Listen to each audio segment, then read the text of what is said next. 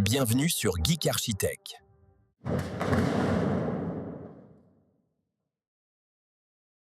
On se retrouve pour un tuto qui devrait être assez rapide. Alors, j'ai un casque, c'est uniquement parce qu'il fait froid, ça me tire chaud aux oreilles. D'habitude, je déteste les casques parce que justement, ça tire chaud aux oreilles. Mais là, j'ai pas fait de feu et il caille. Salut à toutes et à tous, moi c'est Geek Architect de la chaîne Geek Architect. Bon, j'ai pas trouvé plus simple. J'ai fait un short très récemment, hier ou avant-hier. Je râlais sur Free, sur le réseau mobile, la fibre. J'ai beaucoup de déconnexions, j'étais pas content. Et puis aussi sur le fait que Free laisse tomber ses abonnés en faisant payer la Freebox Pop S, je crois, plus cher aux anciens abonnés qu'aux nouveaux. Et ça me fait rager bien dur. Ça fait des années que je suis chez Free et je mérite pas ça. Et vous non plus. Et on va quand même aborder un très bon point proposé par Free et c'est Freebox. Quand vous regardez le titre, vous avez l'impression que c'est un truc de gros geek. Bon, c'est un petit peu normal vu l'orientation globale de ma chaîne. Pas tant que ça peut être très utile. Et je vous rassure, c'est pas compliqué à mettre en place. On voit partout des pubs pour Cybertruc VPN, mais là, c'est pas tout à fait ça. On va faire notre propre VPN. C'est pas pour simuler une connexion au Japon ou aux États-Unis pour gruger Netflix ou je ne sais trop quoi. C'est pour amener ta maison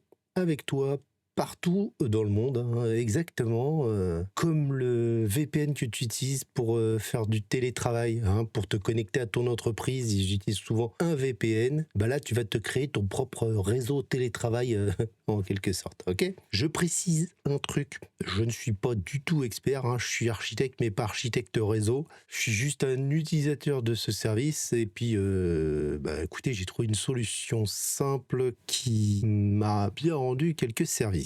Donc si j'ai réussi à le configurer sur ma box, vous allez voir, c'est à votre portée. Bon, j'exagère un petit peu là. On va utiliser WireGuard, ou WireGuard, vous le prononcez comme vous voulez. C'est un protocole de tunnel de VPN, quoi. Très moderne, hein, je crois, un des plus modernes. Pour vous faire une analogie, je pense que tout le monde va comprendre. C'est comme si tu tirais un câble Ethernet entre ton appareil et ta Freebox. En gros, tu te retrouves chez toi, sur ton réseau, chez toi. Ça te permet, par exemple, d'accéder à ton NAS sans passer par le logiciel de NAS. Ça te permet d'imprimer un document même sans serveur de documents. Ça, c'est hyper pratique. Par exemple, ça te permet de piloter ta domotique en toute sécurité sans ouvrir des ports et tout ça. Et ça te permet aussi d'accéder à ta Freebox par l'interface de la Freebox qu'on va voir d'ailleurs là-dedans parce qu'on va en avoir besoin. Qu'est-ce qu'il te faut pour pouvoir utiliser ça? Il te faut une maison, un bureau, ce que tu veux, avec une Freebox relativement récente. Je dis bien relativement parce que moi j'ai une vieille Freebox Mini 4K complètement pourrave que j'aimerais bien remplacer par une Freebox Pop S. Mais Free ne veut pas. Il te faut un appareil distant, un PC, un Mac, un téléphone, ce que tu veux, ça fonctionne avec tout ça. Et ça c'est quand même important, une bonne connexion internet entre les deux. La fibre c'est bien, la 5G c'est pas trop mal. La 5G de chez Free pas toujours. Au niveau sécurité c'est quand même pas mal. Par exemple dans le cas de la domotique, plutôt que d'ouvrir, je sais pas, le port 8.1.2.3 là pour Home Assistant, tu peux accéder directement à Home Assistant, à ton serveur Home Assistant, avec le VPN. Tu peux accéder en local à ton serveur. Ce qui est vachement pratique. Pour les caméras, par exemple, pareil. Au lieu d'utiliser le logiciel et d'ouvrir le logiciel de tes caméras à Internet, tu te connectes avec ton VPN. C'est comme si c'était chez toi et tu accèdes à toutes tes caméras. Très pratique aussi. Vous pouvez donc accéder à tous vos ordinateurs, tous vos fichiers, comme si c'était chez toi. Je pense que vous avez compris. WireGuard, je le trouve assez stable et fiable. J'ai pas rencontré de soucis avec depuis que je l'utilise. Alors, je vais pas vous le cacher, je l'utilise pas non plus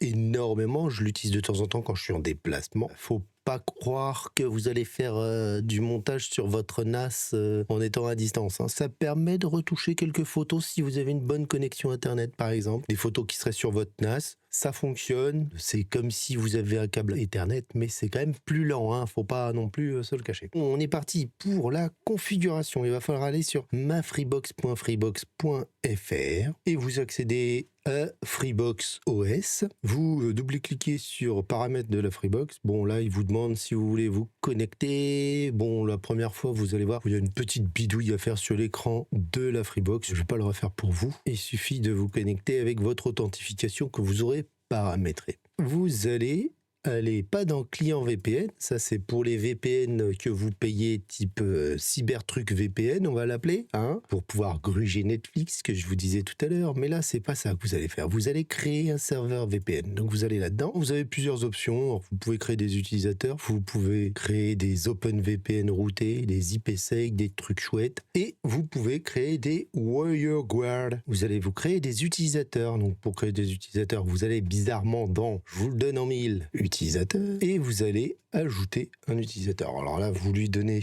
un nom d'utilisateur. Vous voulez que ce soit sur WireGuard, vous voulez pas que ce soit du IPsec, je sais pas quoi. Ça, c'est une IP virtuelle, en gros, que la Freebox va créer. Voilà. Je vais vous faire un test avec ma tablette. Tac, vous avez créé un utilisateur qui s'appelle tablette. Vous allez dans WireGuard, vous voyez qu'une ligne s'est ajoutée et vous allez pouvoir télécharger la configuration. Alors, je vais télécharger la configuration, je vais la mettre sur mon bureau. Donc, elle s'appelle config tablette, logique.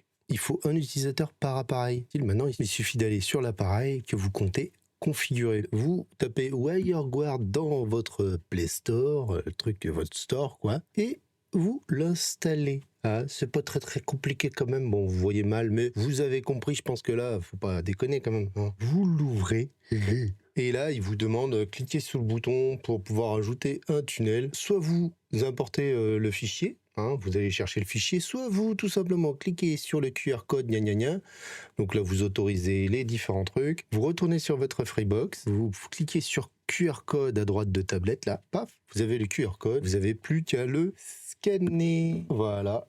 Nom du tunnel, bah là, vous remettez le nom, je vais l'appeler tablette. Créer un tunnel. Et là, vous voyez que vous pouvez activer ou désactiver. OK, voilà, il suffit de valider tous les petits trucs et vous avez le tunnel qui est activé. Là, ça n'a strictement aucun intérêt parce que je suis en local. Je vais vous montrer comment le paramétrer. Pour un Mac ou un PC, c'est exactement la même chose. Je vais même recréer un autre utilisateur macOS 2, on va l'appeler. Hein. Ajouter un utilisateur Mac. Il faut choisir WireGuard. Alors, vous avez des paramétrages pour l'instant, je n'y touche pas. Vous voyez qu'il me recrée une nouvelle clé, sauvegarder. C'est parfait. Vous téléchargez la configuration à un endroit que vous pouvez le récupérer facilement. Alors moi, j'ai un NAS. Hein. Je vais le mettre là. On se retrouve tout de suite sur le Mac.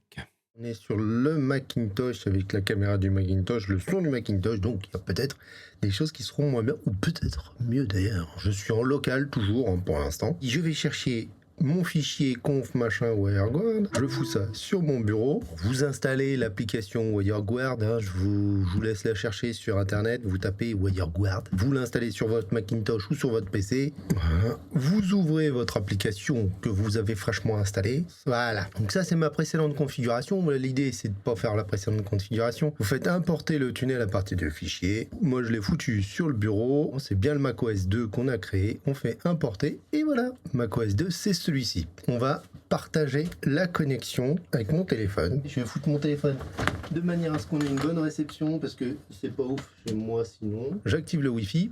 On se connecte à mon téléphone. Bah, c'est bien long. Voilà, on est connecté à mon téléphone. Si j'active pas le tunnel, je ne pourrai pas accéder à mon assistant, par exemple. Voilà, ça ne veut pas. Bon, j'ai fait de la merde. Parce qu'en fait, tout fonctionnait. Mon téléphone que j'ai mis en partage de connexion se connectait en Wi-Fi, pas en 5G. Donc, j'ai désactivé le Wi-Fi. Ah, ouais, bon, bah, il est désactivé, je vous le dis. Et ce coup-ci, on va faire le speed test WireGuard désactivé. Donc, on est bien connecté au OnePlus, qui du coup est bien connecté en 5G. Et on est parti. C'est pas fou hein, pour de la 5G, on est bien d'accord. Pourtant, je l'ai mis à la fenêtre et tout et tout. C'est comme ça, c'est comme ça. Ça permet de valider mon coup de gueule de l'autre jour. Regardez-moi ça si c'est pas pitoyable. Je vais vous dire combien j'ai de barres, hein, parce que j'ai 4 barres. 4 barres en 5G et avoir de tels résultats pourris. On refait le test une deuxième fois, comme tout à l'heure. Il n'y a pas de raison, on refait le même protocole. Oh là là là là.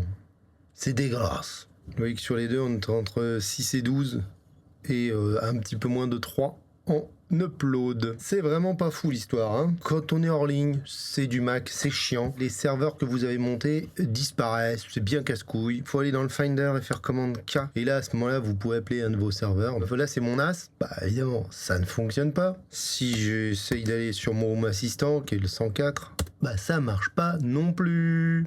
On va lancer WireGuard.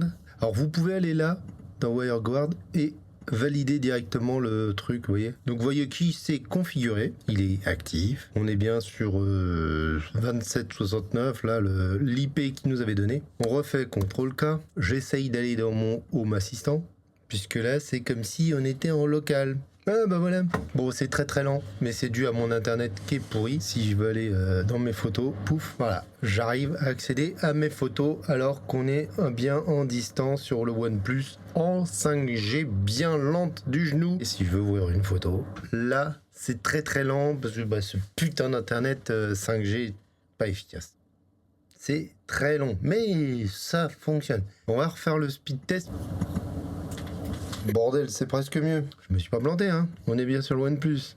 Alors c'est un peu moins bien au niveau du ping. Bon, après c'est logique, hein. Et en upload, on est moins bon. C'est peut-être pour ça que les requêtes sont très très longues. Ah, tout à l'heure on en a fait 2. Bon, on va refaire 2. N'empêche qu'en attendant que ça veuille se connecter, mine de rien, mon coup de gueule de la connexion de l'autre jour, bah il était vachement valable. Ça a merdé, je sais pas pourquoi. Puis alors ça passe pas du tout dans le bâtiment. Je suis obligé de sortir pour téléphoner. C'est insupportable. 50 millisecondes de ping.